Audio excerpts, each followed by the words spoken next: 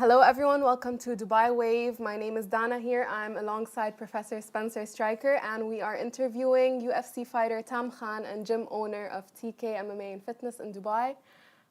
Tam, can you tell us a little bit about yourself, please?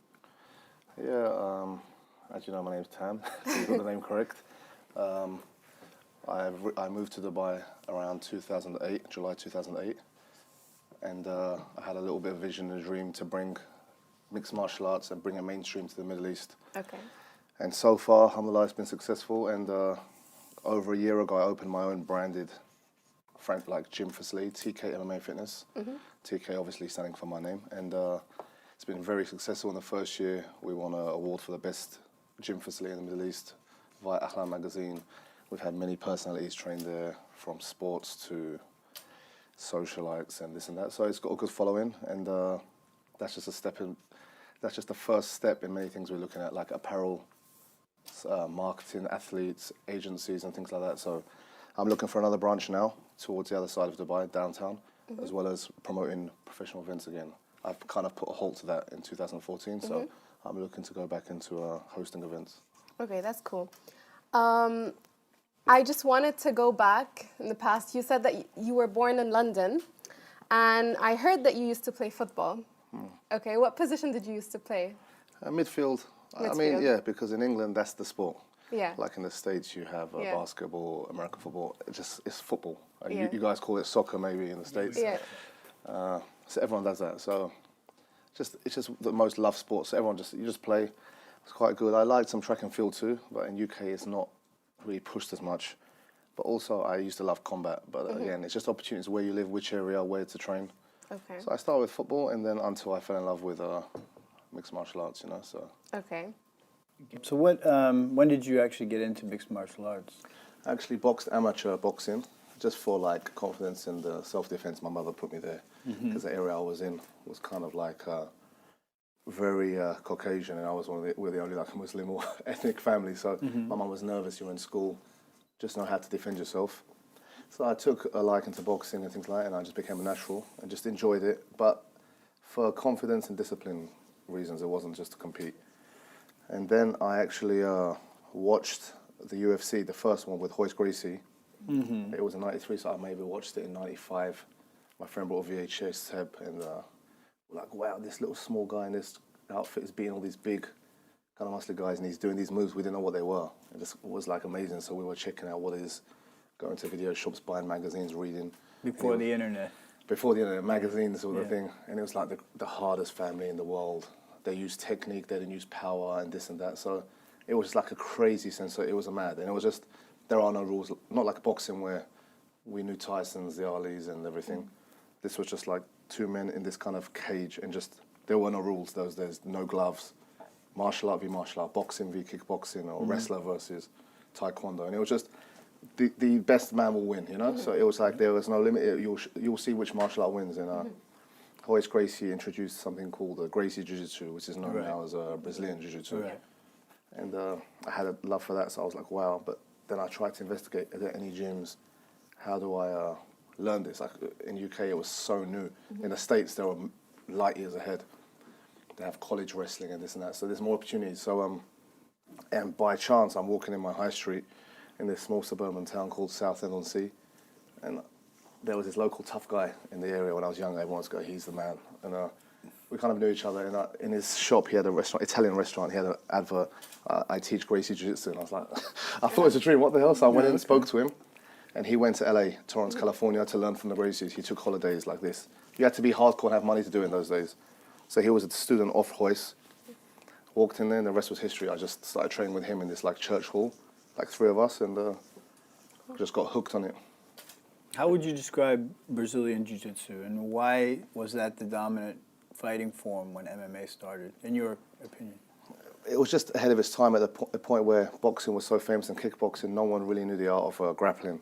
You had the high school wrestlers or the wrestlers in the States, but these guys would go for national titles or Olympic dreams. So Right. in professional sport, apart from WWE, which was not really, it's not real, Yeah. there was no way for grapplers to go. So they brought this art where, okay, you have a wrestler takes you down, but that's it. He pins you and then he gets up. You know the pin to look to win. Yeah. With this, there's submissions, how to put someone to sleep, how to take the arm and make them tap.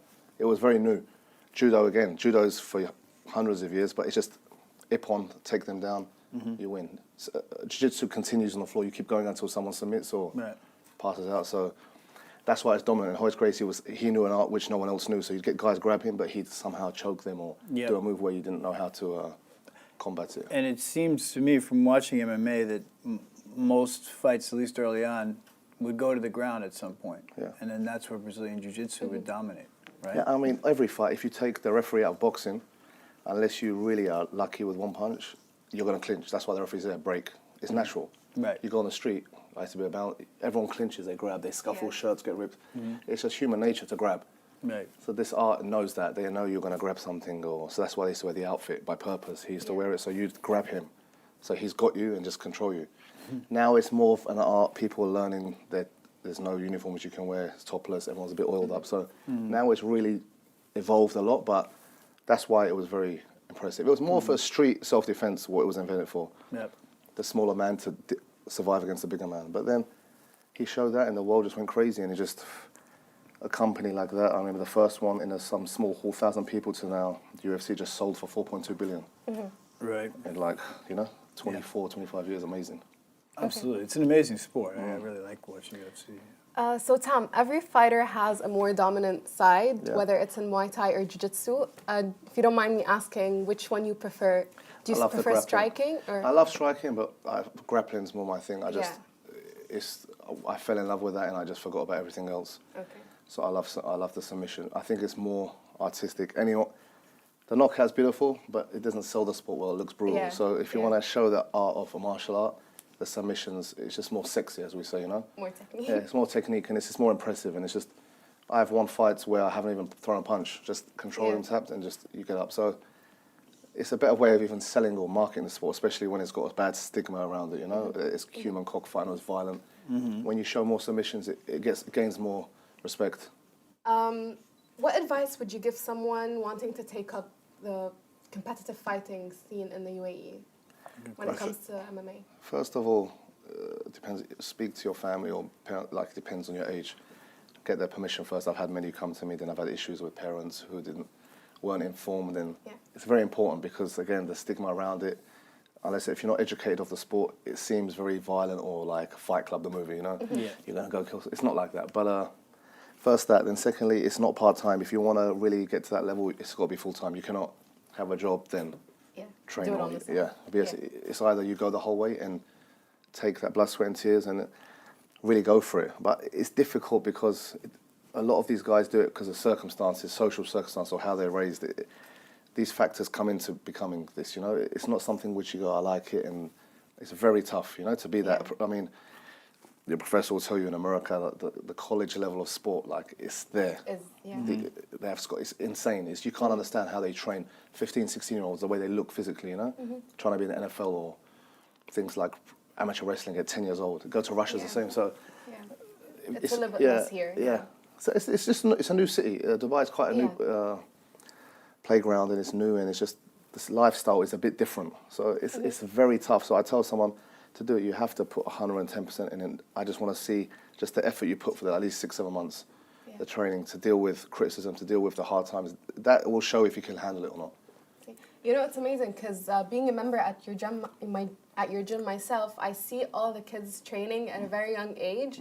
And I remember I was actually paired up with one of them in one of the practices, and he kicked me really hard. Oh, yeah? And it was How old amazing. was the kid? They're about like 8, 9. Wow. It's amazing, really. Yeah. I mean, the majority here is more for like yourself, fitness enthusiasm. But again, I say, there's talent, but it's also nothing beats hard work. It overcomes talent all day. So if a talent guy doesn't train hard, the hard work will always win. And I always stick by that. Whatever you push and strive to do, you can, but you have to put the time in. If you want to be a doctor, I totally agree with that. if you want to be a doctor, you have to go do those 10, 12 years. Lawyer, the same thing. Overnight law school. It's just not so easy. So without hard work, it's not easy. I mean, unfortunately, with the YouTube generation, everyone watches it, thinks it's easy, they'll practice in the home. It's very difficult. So that's what separates the elite to the, standbys or the viewers. Okay. Have you had any clients have come to you say they want to learn MMA and really had great success? Yeah, I've had a few. I had one Russian kid in 2010. He was one of the most talented kids I've ever met. He was superb. I had brought a few UFC guys who watched him. Anderson Silva was shocked. A lot of the top games were like, this guy's got talent. But then the Dubai life spoils them. They want to impress the girls. They want to buy, these drive these cars. So it kind of the clubbing. And so again, it's discipline. He had all the tools, but the discipline wasn't there. Haven't many. I've had guys who unfortunate injury, and also I've had some Emirati talented guys, but the parents they can't compete. One guy is very talented. So it's always maybe a factor there.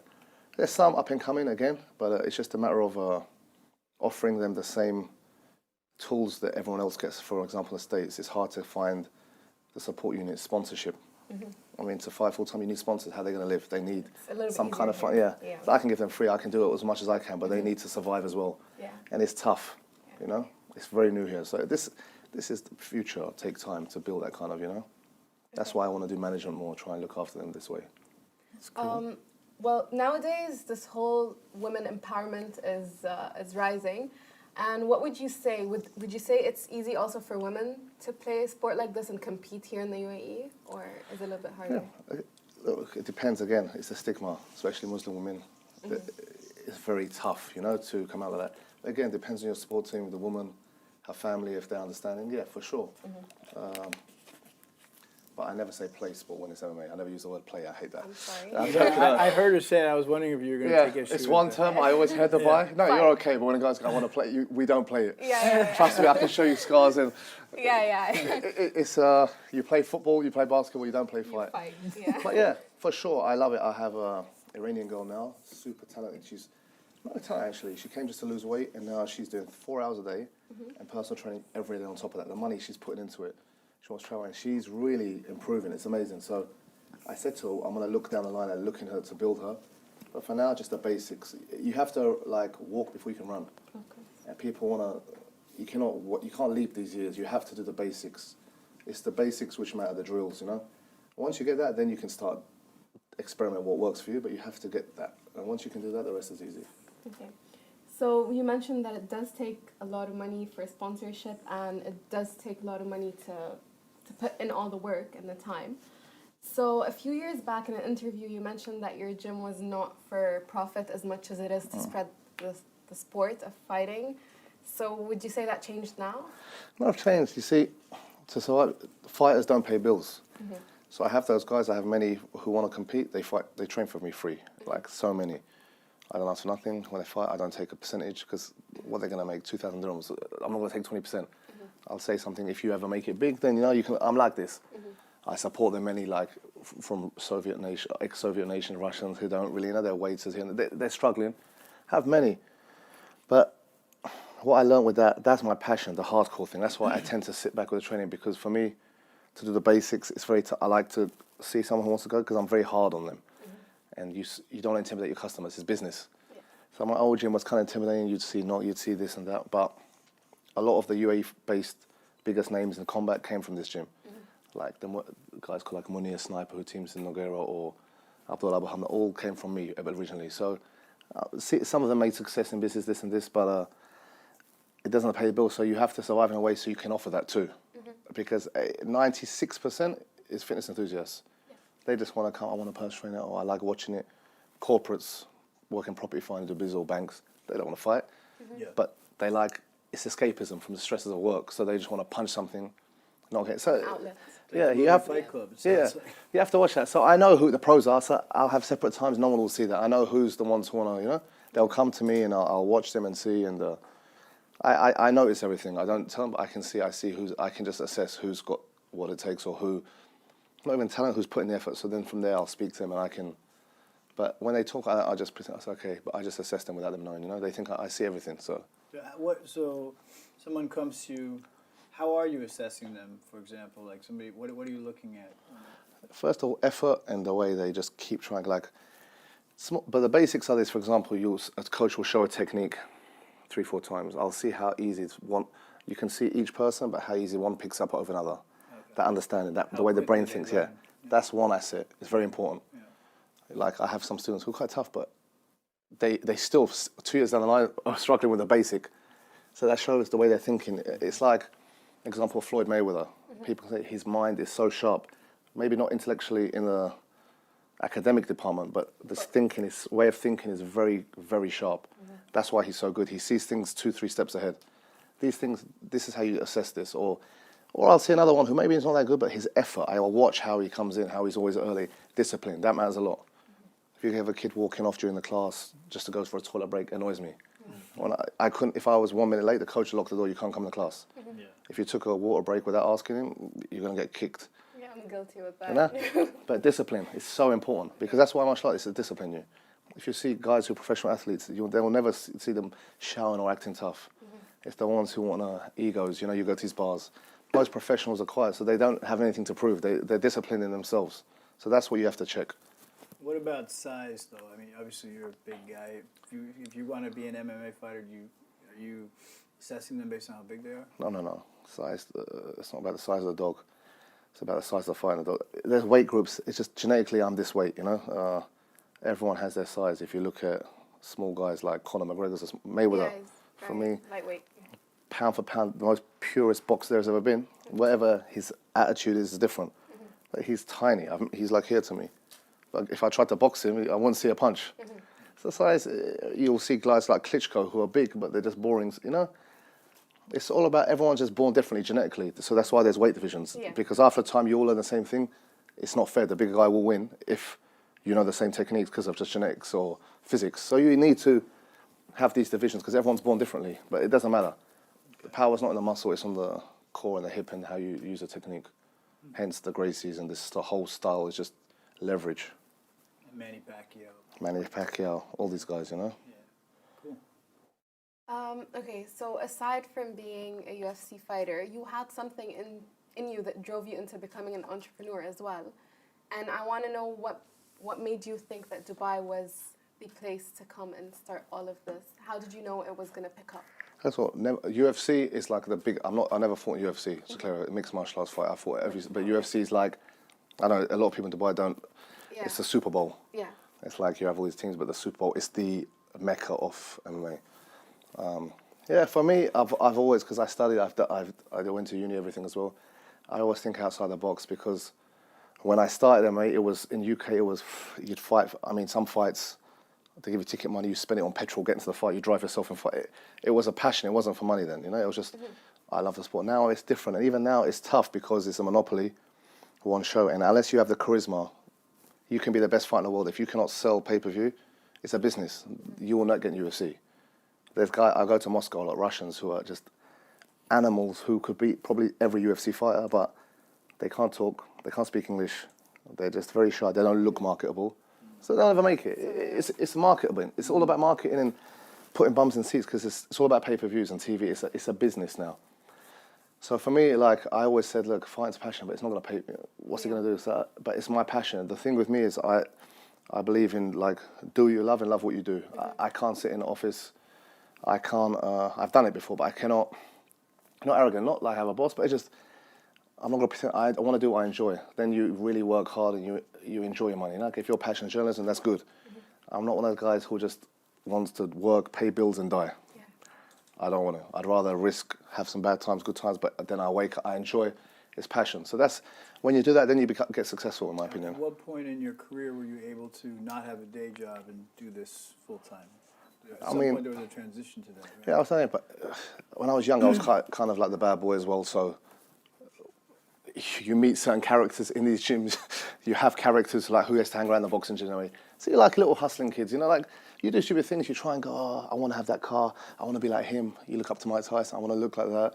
Why do the girls like him? I want to be that. It's a stupid kids thing. Yeah. So you're always meeting these people. How do I do this? But I always had a good business mind. Even like younger, I'd like, when I was in school, I'd be getting spring sweets selling to people or the new phones. I was always doing this. Like, I always was thinking business-minded. I was just, when other kids were going to get drunk, I don't drink, so I just want to make money. And they're like, where'd you buying these new like Game Boys? Because I'm making money. You always just, that was me, always. So, but then I came to Dubai many times on holiday, and I loved it. And I remember I had a fight coming up, so I thought when I'm in Dubai, I'll find a gym. And I was looking internet everywhere, and I couldn't find anything. I was like, Dubai is this hub. Everyone talks about Dubai, but there's nowhere to train. So I found one gym which had like taekwondo. It was really bad. One for jiu-jitsu, so I had to go there. And I was just saying, is there any gyms? There was no punch bag. So, okay, hey. Then I went back to UK, and it was just gloomy, depressing. And I was like, I got that Dubai needs this because everyone was talking about it. I used to watch the news, and it's going to boom. And it's like Qatar now. So I said, all right, so you know what? I'm going to try that. And I was fed up. I was working like in some sales company, managing it, but it was just depressing, like in some kind of common town where the clientele was just, it's like a redneck area, you call it America, you know? So I was like, you know, I came back from the sun to this and I said, oh, that's it, I'll take risks, you know? Was I married, was single, so I thought it's a good time. I saw all my friends doing the same thing, same weekend, same Groundhog Day, so I said, listen, I'm bored of this. And you stay in those kind of areas, you end up in trouble or you don't prosper because people, everyone around you is just the same. So no one has a vision. I always did. I know guys who've never left their county in England. Like in the States, never says, you know, like that's how they think. They wouldn't go to outside the box. And it's just depressing. It's not like Dubai, it's a very different culture. So I thought, I can't do this. I used to like traveling. I said, I knew one person here. I said, I'm going to go there and try an idea. I flew over here and stayed on their couch like a few weeks. And they offered me a job at Fitness First. First day I walked in, I looked around and I just walked out. I said, I can't do this. Started hustling here. So I went to a few gyms and started sparring some guys, beating up some, had a black belts from Brazil. The sheikh from Abu Dhabi employed many and they were in all the gyms teaching. And I was tapping them, beating them quite easy. And they were like, what are you doing? So I said to this guy who owned the gym, can I use your space? I want to teach MMA, a real style which works. And it was going ahead. And once a reporter found out about it 7 days and said, listen, I want to do an article. What is this cage fighting? Blah, blah, blah. So he did an article. It was a front page. And the next day they put my mobile number and it was like, calls. Cool. And his room was like this big. And it was just packed. And that's it. It just took off. And that was in your own gym? That wasn't. I was hiring a room in some kind of dojo. It was near Messiah Center on Sheikh Zayed Road. Small dojo. From there, you took the success of having all these clients into starting your own Then I gym. realized I needed space. Then I had the idea of making a gym which offers other services specific for combat. Did that, and then from there, I understood business more. When you're in business, you network, you meet other guys, you meet this, you see blueprints, you see what works. To the point where I understood it more to where I've got to now. Like, don't concentrate too much on this, that, offer that, but concentrate on the everyday person. Just wants to get fit, be welcoming, not so intimidating. So it takes time, experience, but then you get to a point where you know what everyone wants to see. So you've got to not look in your shoes, you've got to look at like your dad's shoes or the everyday Joe. They don't want to see a big guy, shirtless, tattoos, punching a bag in the gym, you know? It's intimidating for most people. So just bring a gym as well, everyone, a lot of women, mixed, this. Beginners classes, more boxer, less sparring, but offer gym, offer CrossFit, and then it mixes to one. So you say, okay, join the gym, but you have this option of this, try it out, get fit and enjoyable, and you got to do like that. So then market off UFC, as you see on TV, the UFC, you can use that, but this is more, you know. So was yours the first MMA gym in Dubai? Yeah, the first Contender MMA we launched, first ever. Yeah, and first also MMA promotion I started as well. I think 2011, Dubai Fight Championship. So yeah. I think you started a trend to some degree because there's MMA Fitness now. They're your competitors. There's many gyms, but I don't see them competitors because the blueprint we use is kind of, we still have that slogan, real fighters, real training. Everyone I employ has been professional or the top of their game. That's the one thing I always want to keep the quality. Yeah. You know? So, but anyway, actually, it helps to create more awareness around MMA anyway. So it's going to lead more people to you. Like OSN helped a lot. Andy Walkman, I was with when I had a programming. They bought the rights again. I remember him when I was speaking then. I remember the UFC. I helped ONE FC promote. I helped UFC. A lot of the fighters prepare, helping market it. So I've done a lot of things media-wise and just get it, spread the word, bringing big stars over here to do seminars. Now we've got like Lindsay Lohan training in our gym evenings. You've got Jean-Claude Van Damme came. So it's funny. It's just that's awesome. Yeah, it's just gone crazy. You know, it's just changed. Okay, so you mentioned that you are planning an expansion, hopefully in the downtown area. Besides from that, are you planning on taking it to different countries, maybe back home or anything? Yeah, I mean, UK economy-wise, it's not the right time. I love UK. I have my original gym there, so I respect for my coach. It's always that loyalty stays there. I believe if you're not loyal to the ones who helped you in the beginning, I wouldn't want to compete with him. And I've offered him ideas. I'll bring some money. We'll do something. But I like his hardcore. It's that old one we all started from. Leave it as that. Yeah. Maybe it's some other part area one day. But I'm definitely here. I've been offered many people from Moscow to Doha, many ideas franchise. Not yet, because I want to be selective how they do it, and I want to be hands-on. So take our time, but apparel, things like this, clothing, step by step, I want to build it slowly, and management, looking to fight as athletes and things like that, and also invest, not so much professional athletes, but fight models or this, that, pursue this kind of aspect as well, which is quite popular now, so. Okay. And what about fighting? Don't you miss being in the cage? I mean, I do. I love. It's just like escapism. I used to love that, but it's like I said, if I go, I have to fight at a certain level, and you can't just turn up, run a business, do that, spar for students. I need to go travel to the States, get my ass kicked, my butt kicked a little bit, so buy some. Train with lions to become a lion. That's the only way, and you'd have to go for 6 months. Yeah, definitely. It's do it all the way or don't do it. Yeah, and I'd hate to come back. It's just my last 4 or 5 fights. I wasn't even training. I was in Dubai, just traveling, training with students. I'd have a guy holding pads. My friend he didn't know what to do. I'd be jogging, doing my own push-ups, and go and fight. So I never even trained. So I just like doing it. So, like I said, my passion is always there, but it's just you got to be realistic too. I don't want to be these punch-drunk old men who don't understand. It's different. You have to just know what's the best way. What's the best fight you ever had, and what's the worst fight? Be curious. Yeah, the worst fight's losing. Of course, it's losing. Losing for me is I'm not one of those guys who say it's a learning experience. No, for me, losing, it's depression. I see people when I have students lose and they're just celebrating after, happy. I'm like, what are you doing? You should be at home depressed.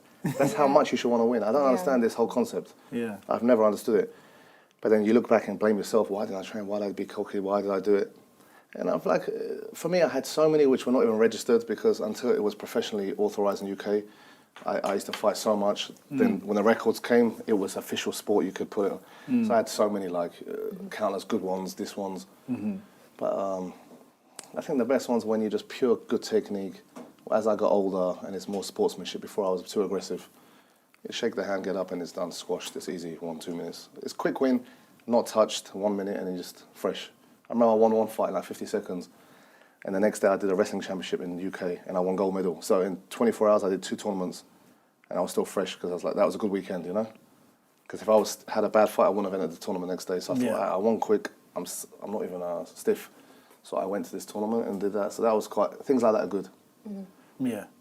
But it's it's not even the pressure. You don't feel anything. It's the pressure of your friends and fans and family and supporters. That's the pressure. I used to like just sparring and fight. I didn't like the whole crowd, because you feel, my family's here, oh God. You're thinking of them, you're not thinking. And if you go in like that, you've lost already. You have to have tunnel vision, Have you ever entered a fight angry or with the purpose of fighting that specific person?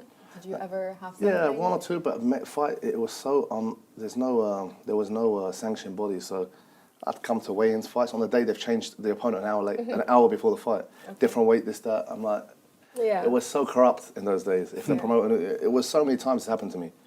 So it was annoying. You're thinking, wait, I've prepared for someone else, and you're fighting someone totally different style. Yeah. So these were my losses from these kind of changes. Or one fight, I had to cut so much weight. They changed the weight, so I came out like an alien in the sauna, steam room, and I just rehydrated badly, and I couldn't even clinch. Just lack of water in the system. These things are just, it's hard to explain, but it's just, nutrition is, you cannot even move, you're just stuck. But no, I was never, on the street, never in the ring, it was never like this. You just don't, because it's all, the work, they just shake hands and go. It's like competition, really. It's just, you don't have animosity. Everything you see on TV is just all for cameras. If you see these, it's fake just to sell tickets. Maybe apart from Mike Tyson, I don't think anyone's really angry when they, unless they're on certain things, certain supplements. And everything. Perhaps you can talk a little bit to what you consider the future of MMA in Dubai. I think my future still, my plan has been since I got here to get an Emirati-based or a Dubai-based, GCC-based, whatever the nationality originally is, but based here, living here, into a major organisation. I've done it already with one guy at ONE FC, but UFC is a dream. And also host a TUF, the Alma Fighter, Dubai-based. This is obviously a dream, but we're still a long way ahead because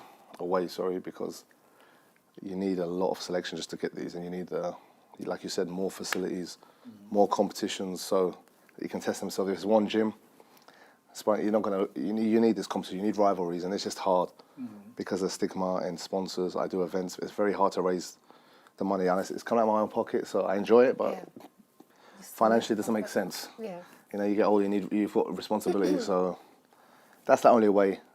It depends all on the climate of the world, how Dubai prospers. It depends on who comes, how it grows. So these are all factors that come to in every business, so sport as well. So it's hard to say. It's like saying how long's a piece of string. You can never answer. It depends on the status of Dubai in like 6-7 years. But if it keeps staying like it is the hub, more people come here, this, that, and now it's so multicultural. The next generation, like you guys, kids in the unis, there's more and more coming. And from when I first came, it was a total different scene, you know. So you'll get it. Maybe you will, but again, they have to have that hunger. So that's the thing. Have the passion for it. Yeah, the passion, and the hunger. Okay. Who are some of the top fighters right now in Dubai and in the region, in your opinion? There's many. It's like names. There's like many talented kids. There is a lot from Russian backgrounds who've moved here. Very durable, tough guys because they have a wrestling strong background in like the Caucasus, Kafkas areas. Guys like this. We have a few Arab fighters. Syrian, one from Abu Dhabi, Mohamed Ali. He's doing well. Had Munir. He was very good. I think injuries have prone him to not fight again. There's a few. We have a good few boxers. But it's at that point where we need more promotions, events, because you need to. There's also so much you can do in the gym, but you have to. You have to get real fights. Practical. You need practical. Yeah. You can train golf all day unless you actually compete. Then you'll see these attributes are so different. I had guys who are so talented in gyms, but they walk in the ring, the pressure.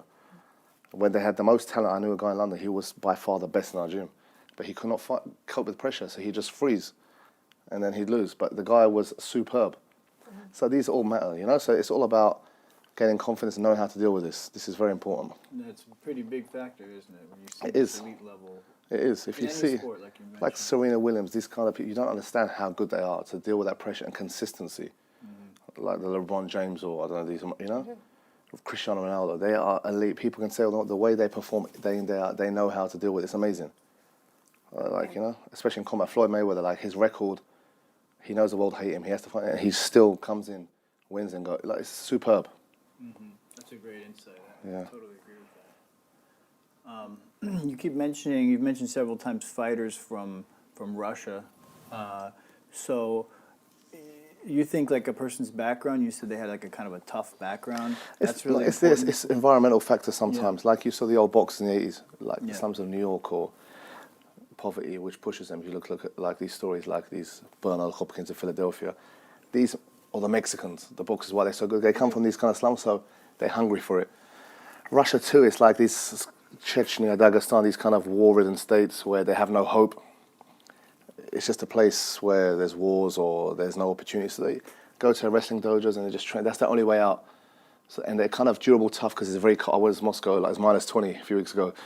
So they're very great, not like the Americans smiling all the time. They're very like always angry. And so they come from this tough, hard upbringing. So they're very like tough kind of race talented. If you look at the Olympics as well, after the States, it's always between Russia, the States, and these kind of nations. So they love their sport, and the government put a lot of money into it. Like I think Putin, every gold medal, I think he offers like $500,000 if you win a gold medal. So I see. that's amazing, kind of like push motivational for athletes. Yeah. In the UK, you win a gold medal, no one waits in the airport. You know, Yeah. no one. There's no line, but in Russia, it's a big thing. Yeah. They go into politics after. Yeah.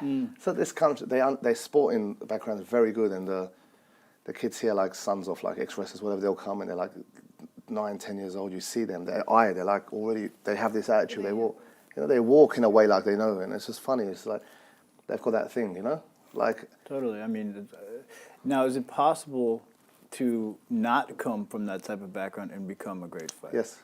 Yeah. You have that talent. It's hard work again. It's all about the person, how well they soak it up, how much risk they're willing to take. We have an Emirati fighter called Muhammad Yahya. I've trained him. He's like 6 fights, 1 loss, but he was not the most talented now, but he's working so hard. He's improved so highly. Emirati bracket. He's very tough because he puts the work in. He works. Whereas other guys might have more talent, but the effort he puts in, he'll beat majority of people because he believes. Yeah. And with that belief and heart, takes you a long way. If you've got that, it takes you a long way. So it's just a matter of time and just putting that time in and trying to get him sponsors because, again, to survive and live, he still needs to live. You know, so it's tough, but you'll get there. You can. Again, hard work still beats talent. It's all about discipline. If you're disciplined, you'll get very far. I just wanted to take your opinion on the Dubai fitness scene in general. So MMA aside, what other sport do you think is booming in Dubai?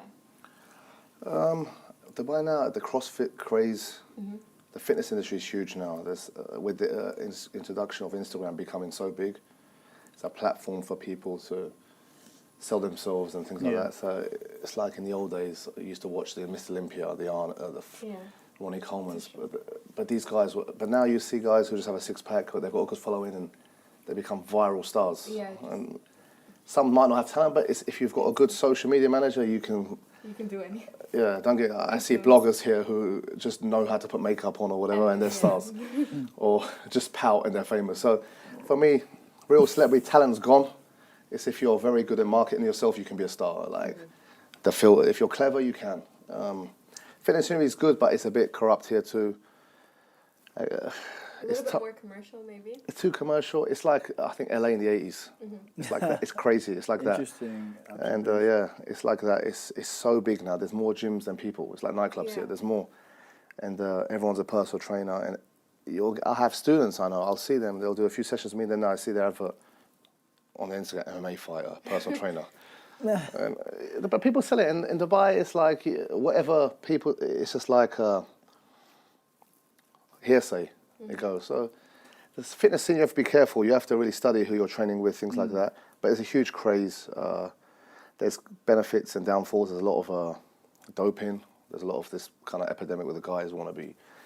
A lot of this. There's a lot of girls want to have the silicone butts, and they want to look like Kim Kardashian. You know, it's just.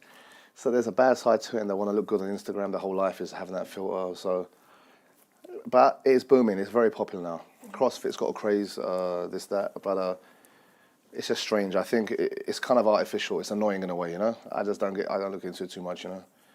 Do our thing, and I prefer the real, you know. Yeah, that's what I was going to say.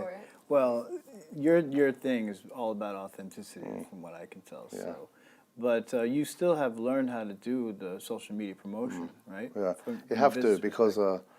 I could have, honestly, I have potential to go so much bigger, but I don't. There's certain things I always turn down. I hardly tweet. I had to do a photo shoot yesterday. I was delaying it for 3 months. Something I just can't do, but you have to keep relevant. Like our social media is very popular, the gym. Yeah, I'm looking at it. Yeah, we know how to, what to see and what to promote because I know what sells. Yeah. But at the same time, you got to be careful you don't fall into those traps, and it's just, you have to do something sometimes just to get that, but then again, you have to, but it's just annoying, you know. It's part of business. Yeah, it's business. It's changed. I remember the days Michael Jackson was famous. The whole world knew him. There was no Instagram, but you could go to India, Africa. They know him. Now, I don't know. For me, they're not celebrities. When I see it, they're like C class. You call B class. You know. I used to look at the De Niros or the Madonnas, but it's just changed. The world has changed. So people look up to this. So it's just changed. Yeah, I'm old school. So for me, it's different. You know, I'm just. The old breed, but now I see my students how they listen, what they're talking about. It's funny, you know. They like these Instagram models. They think this, you know. Okay. Absolutely. Is there anything else you would like to add? Maybe any advice you'd like to give someone who's hoping to start fighting? Yeah, just put 120% in, and just you have to give it all, train, and just you're gonna have good and bad times, but don't let it knock you. Criticism's good. Just look to improve and take advice always from whoever's your coach, but also investigate where you train. Make sure you've done your investigation. Don't go because the gym looks nice or they've got a good Instagram account. Just look and see from references what have they practiced, what they preach. You've got to look into this. Don't, because many people make a mistake and go into a place where I see personal trainers, people who are training with personal trainers, and put more weight on than they should be losing. They're just paying. So people just have some logic as well. And just again, if you're really hungry for it, put the effort. It will show. Yourself, you'll know. You'll progress and you'll get to a certain point. You're our only critic, but you have to put that effort in. You have to take the criticism. The first months are very hard. You're going to be giving up. You're going to be like, I can't do this, I give up. But that shows if you can't deal with that, you can never deal with the real thing. For sure not. It's like anything. Go to any bank or corporate place. When stuff hits the fan, they can't just run out and go, I'm leaving. They have to stay there and just recover what's going to go on. So it's the same as in every industry. You're going to have good times, bad times, whatever you do. So if you can't, quitting is not an option. You have to face it, So I have bad times in the gym. You have to deal with bad customers, this, that, complaint. Yeah. You can't be. You have to just deal with it diplomatically and you learn. Running away gets you nowhere. It's all experience of life.